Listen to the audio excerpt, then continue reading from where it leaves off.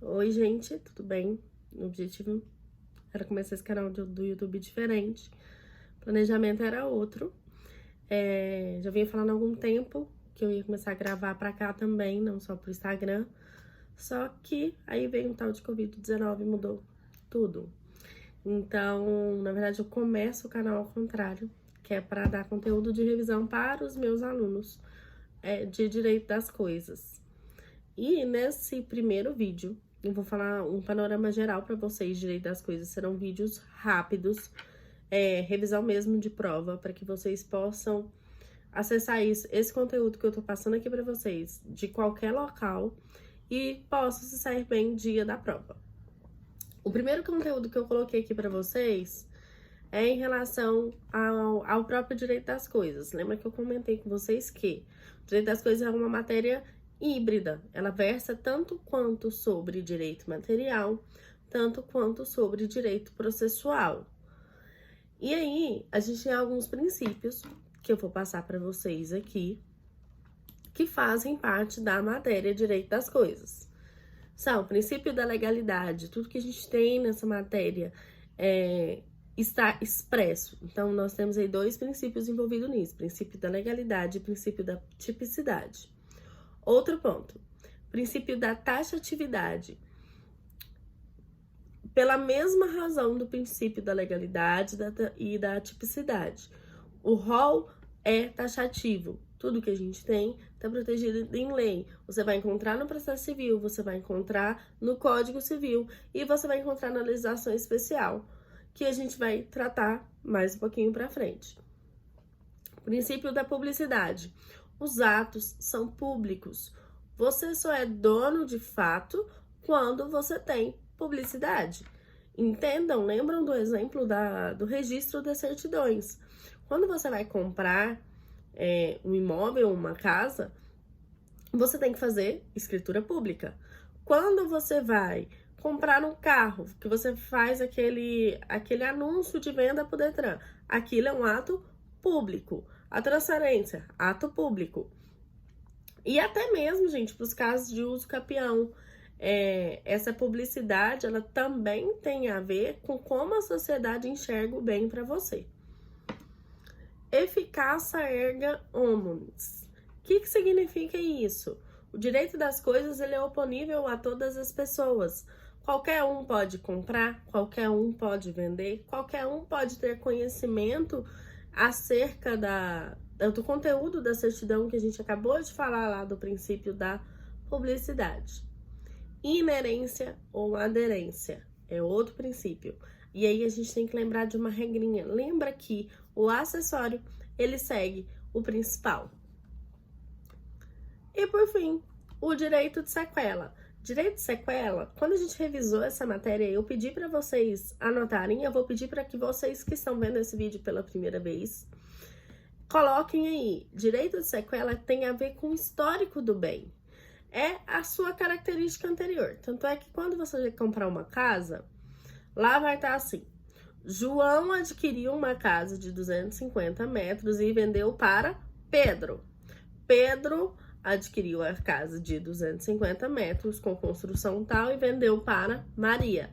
Aquele histórico que vem na certidão, aquele ali é o direito de sequela. E continuando aí sobre o direito das coisas, a gente tem que ele é uma obrigação propter rem. Ou seja, inclui um ônus real e a eficácia real.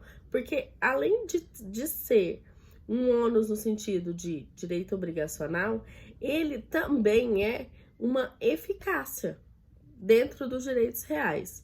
Então, olha só.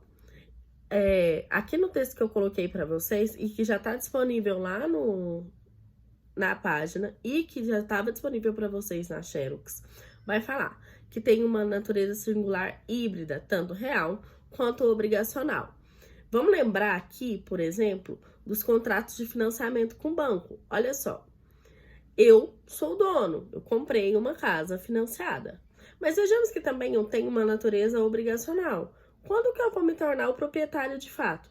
quando eu cumprir a minha obrigação de pagar todas as parcelas. Vocês viram que tem uma proteção ao bem em si e uma proteção à obrigação que gerou desse bem? Por isso é que fala que a gente tem uma obrigação propter rem. Outro exemplo que está no material de vocês, inclusive, é o do condômino, que ele tem dever de contribuir para a preservação da coisa comum. Ao mesmo tempo que ele tem o direito de ser dono, ele tem uma obrigação sobre aquele bem, de cuidar dele. Então, quase tudo na nossa matéria, vocês vão ver que vai ter essa obrigação propter rem. Na classificação, é uma classificação lá do artigo 1225. Eu vou tentar editar esse vídeo, mas se eu não conseguir editar, vocês olhem no código de vocês, para tentar colocar a tela. O 225, ele vai trazer quais são os direitos reais. E aí a gente vai estudar ele por grupos. Por que a gente vai estudar ele por grupos? Porque primeiro a gente vai classificar ele aí e nos direitos de gozo e fruição, que são a superfície, a servidão, o usufruto, o uso, a habitação, a concessão especial de moradia e a concessão especial de uso real. Depois a gente estuda os direitos de garantia, que é penhor, anticrese e hipoteca. E depois a gente estuda o direito à coisa, que é a promessa de compra e venda. Na verdade, a título de organização da nossa matéria, a gente vai inverter e a gente vai estudar os direitos de garantia depois de compra e venda. Na verdade, a título de organização da nossa matéria, a gente vai inverter e a gente vai estudar os direitos de garantia depois, tá? Ao final da obrigação. Por quê? Porque a promessa de compra e venda, ela tá muito envolvida nessas outras matérias aqui. Então, a gente vai estudar ela primeiro. Dentro dos princípios de direitos reais, quando a gente conversou em sala de aula, eu pedi para que vocês colocassem estrelinha, coração no caderno, marcassem de marca-texto, fizessem qualquer coisa, mas que gravassem o maior dos princípios dos direitos reais, que é função social da propriedade. Nada mais é do que a utilidade da coisa. A coisa tem que ser útil para o meio ambiente, ela tem que ser útil para o trabalho, ela tem que ser útil enquanto plantio. Ela tem que o plantio que eu falo é em relação o que você faz da sua propriedade? Você usa a sua propriedade para colher? Não, eu uso a minha propriedade para cuidar de animais. Então, eu tenho que ter essa utilidade. Outra coisa, não, eu moro numa pequena chácara, eu tenho ali coisas de subsistência, planto para subsistência e tenho moradia. Tudo que você faz naquele local é função social da propriedade. E aí a função social da propriedade está lá no artigo 5º, inciso 23. E aí vai dizer, a propriedade atenderá à sua função social. A função social, ela vai ser importante para nós em toda a matéria que a gente tratar aqui. A gente ainda vai conversar muito sobre função social.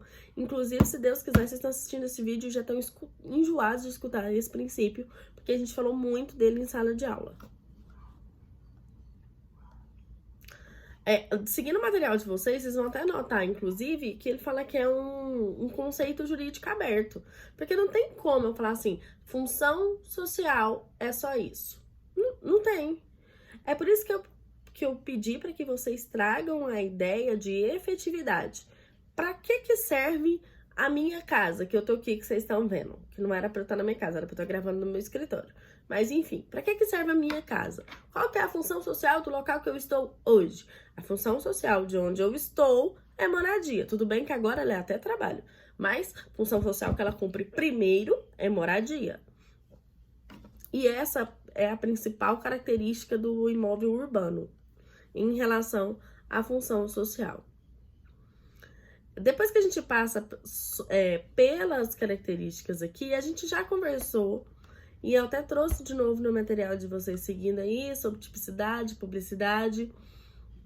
E aí vem um que é interessante que para vocês lembrarem, eu vou citar ele de novo.